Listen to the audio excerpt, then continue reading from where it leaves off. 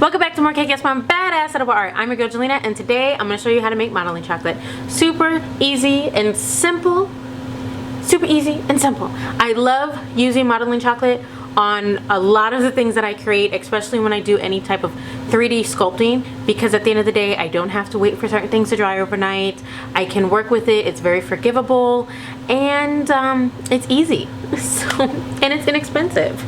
So, without further ado, let me tell you what you're going to need for this tutorial. Some large sandwich bags. Usually they're called freezer bags. It just depends on what size you're getting, but get the large ones because you're going to need it, especially when you want to store extra buttercream, extra frosting, or anything like that in it, especially any extra cupcakes you want to pop in the freezer. So I always have these handies, especially because I make modeling chocolate quite often. You obviously are going to need a spatula, and then you're going to need a microwave safe bowl. Yes, you can use a glass bowl if you'd like. I like using this plastic one because it comes with a handle. And you're going to need a glass measuring cup because we do need to put that in the microwave as well. No, not a plastic measuring cup, a glass one. The plastic one, what we're going to put in that cup is probably could burn through the plastic, so go ahead and grab yourself a glass one, or maybe even a silicone one. You're going to need your chocolate melts. I prefer using Wilton. Why? Because it's inexpensive, it's easy to find at several different stores, and they already have it pre-colored.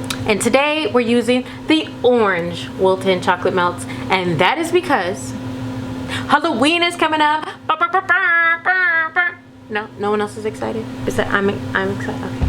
And last but not least, to bring this all together, to get us to our home base, to get us to the modeling chocolate consistency, you're going to need some corn syrup. I would say go with the light clear corn syrup. Before we get started, hit the like button because you like all the gems I dropped for you. Go ahead and comment down below, what would you like to see me sculpt with modeling chocolate this Halloween season.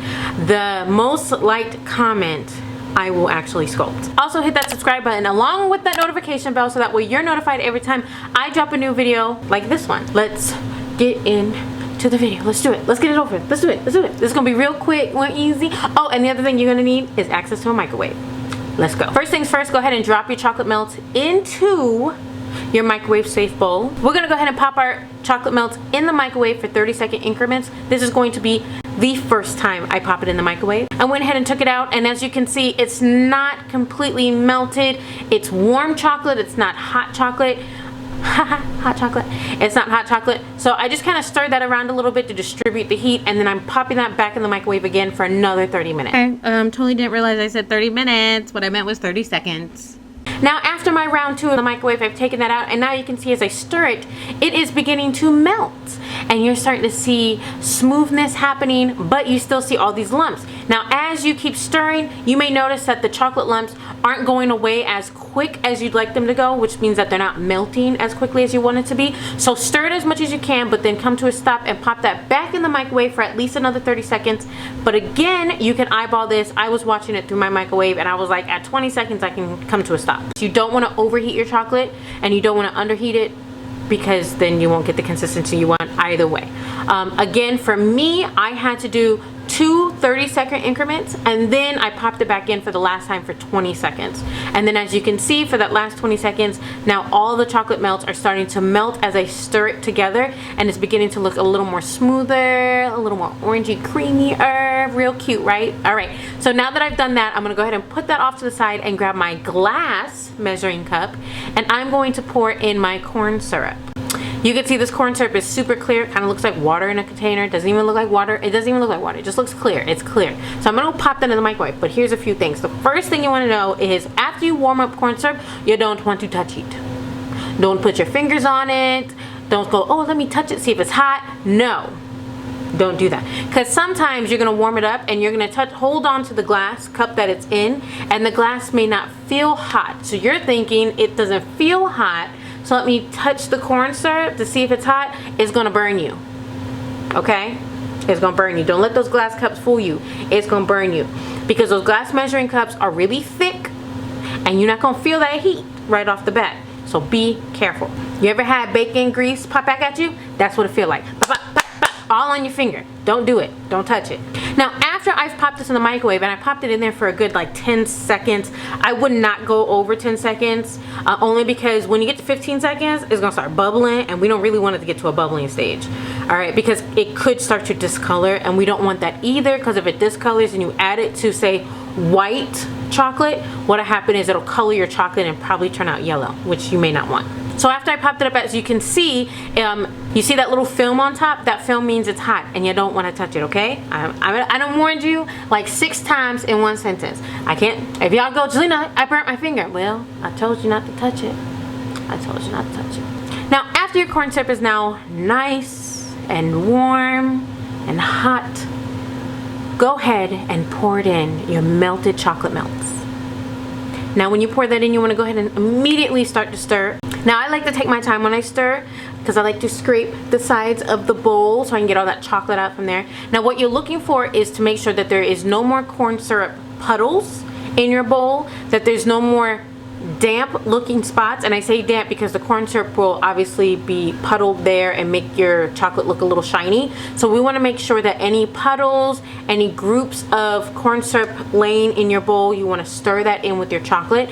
You want to come to a stop once you've incorporated all of that corn syrup and there's no puddles left over. So yes, you want to come to a complete halt after you get it to a consistency of soft serve ice cream, which is the best way to eat ice cream. Fight me on it. Fight me on it. Y'all don't pay no attention to me, okay? I'm just nuts. And then you want to go ahead and grab your giant sandwich bag. Now, what I did, because I'm just so genius, I went ahead and grabbed one of my larger measuring cups, and I went ahead and put my plastic sandwich bag in there and folded it out, kind of like if you're filling a piping bag. And I threw in the rest of my modeling chocolate in that bag. Then you want to go ahead and flatten that up against the surface. You want to seal it up, but not all the way. Leave a little bit in there so that way all of the air that's in that bag can scoop out. And we're going to push out all the air, simultaneously flattening our chocolate. And the reason we're doing this is because it's going to have an even consistency of warming at the same time and cooling down at the same time. The last thing you want to do is have it just lumped up in this lump in your sandwich bag, and then when you go to use it, the inside is still soft and creamy and ice cream, melted ice cream like, rather than it has stiffened up, because that's what we want. We want you to stiffen up. Now I'm going to smash this down, spread it out. It's going to be warm. Sometimes the modeling chocolate could be super hot. It just really depends on how quickly you're doing this. So just be very careful as you're doing this and lay it down on a flat surface. Now you're going to say, can I put it in the refrigerator? Can I put it in the freezer? Let me tell you something. You can put it wherever you want to put it, okay, boo?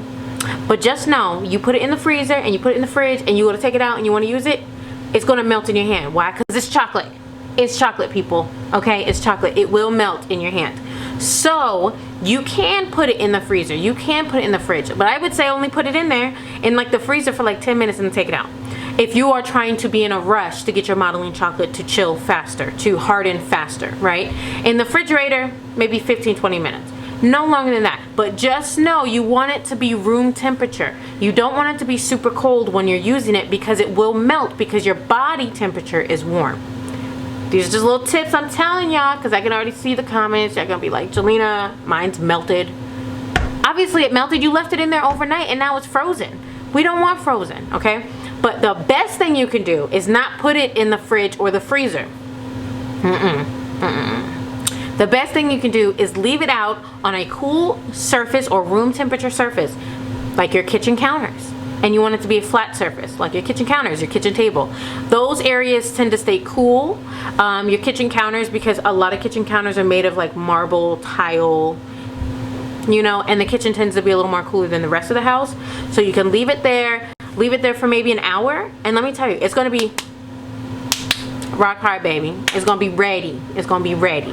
All right. Now, if your modeling chocolate is still super soft, when I say super soft, meaning like it's like you push it and it just like, you know what I mean? Yeah, that means it needs to sit a little bit longer. You may have put too much corn syrup, right? Now, if you touch it and it's like rock hard, okay, that's okay. That's okay. Don't freak out.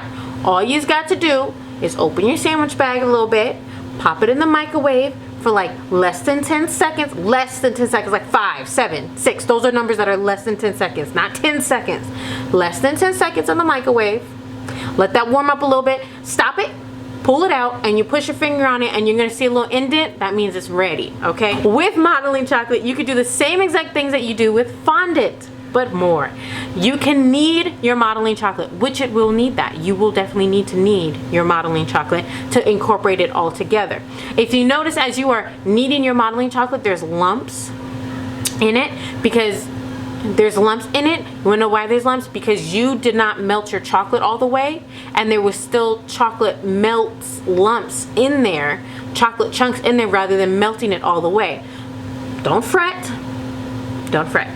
You can definitely get this out. All you gotta do is knead it really good. You can pop it in the microwave so you can soften up those chocolate chunks in there and then push it down. And then something else I like to do is I get the rolling pin and kind of roll the modeling chocolate so I can like smush all of those chunks that may be in there. And that's it, everybody. Now you can use it and you can sculpt cool, badass things. Like this cute little pumpkin. Like this cute little pumpkin I did. Look how cute me pumpkin is. Aren't you cute? Did the little swirls. I didn't have green modeling chocolate and I figured I didn't really want to pull out the paint to paint this little nub here green and the little swirls on it green, but I thought it was cute and adorable because it's Halloween. So this is just a little pumpkin I made. Isn't it cute? Yeah, so you can create things like this or you can sculpt cute and amazing badass stuff like this. This is Georgie. I had to dim it down so that way you guys can see him because he's so pale. It is Georgie. Here's George. It's Mr. George, but I like to call him Georgie. He's a grumpy bunny. Okay, for some reason he thinks it's winter outside, so he got this scarf hat on, this top hat on, but I just thought he was amazing. Isn't he just amazing? This is modeling chocolate, boo. I could eat this entire thing. If you make the modeling chocolate and you make something out of it, post it on your social media, tag me, Jelena Simpson, let me know you did it. If you're not following me on Instagram, I don't know why you're not. I don't know why you're not. You totally should be. At Jelena Simpson. If you haven't came over to my TikTok, you kind of should because I'm so proud of my TikTok. I feel like this little old lady on TikTok, but whatever. Go and check out my TikTok and my Instagram at Jelena Simpson. Other than that, you guys make sure you comment down below what items, character, thing you'd like to see me sculpt with modeling chocolate, and I'll drop that tutorial down here for Halloween. Other than that, I hope you guys have a great day. Bye.